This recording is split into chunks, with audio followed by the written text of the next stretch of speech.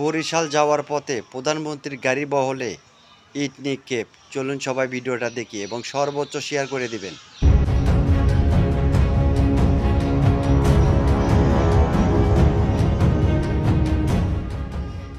সড়কপথে বরিশাল যাওয়ার পথে মাদারীপুরে প্রধানমন্ত্রী তারেক রহমানের গাড়িবহর লক্ষ্য করে ইট নিক্ষেপের এক অনাকাঙ্ক্ষিত ঘটনা ঘটে।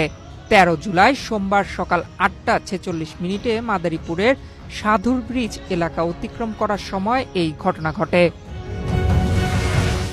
বরিশালগামী সড়কপথে প্রধানমন্ত্রীকে বহনকারী মূল গাড়িটি নিরাপদে এলাকাটি অতিক্রম করলেও নিক্ষিপ্ত ইটটি বহরের নিরাপত্তায় নিয়োজিত স্পেশাল সিকিউরিটি ফোর্সের একটি গাড়ির ওপর গিয়ে পড়ে। এ ঘটনায় প্রধানমন্ত্রী সম্পূর্ণ নিরাপদ ও অক্ষত রয়েছেন। প্রাপ্ত ভিডিও ফুটেজে দেখা যায় রাস্তার দুই পাশে সারিবদ্ধভাবে সাধারণ জনগণ ও সমর্থকরা প্রধানমন্ত্রীকে অভ্যর্থনা জানানোর জন্য অবস্থান করছিলেন। বহরটি অতিক্রম করার সময় অনাকাঙ্ক্ষিতভাবে একটি ইটের টুকরো এসে স্পেশাল সিকিউরিটি ফোর্সের গাড়ির ওপর পড়ে। এর পরপরই নিরাপত্তা বেষ্টনী বজায় রেখে বহরটি দ্রুত স্থান ত্যাগ করে।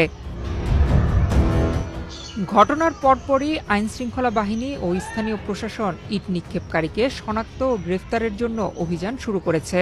তবে এ বিষয়ে পুলিশ প্রশাসনের পক্ষ থেকে এখনো কোনো আনুষ্ঠানিক বক্তব্য বা প্রতিক্রিয়া জানানো হয়নি।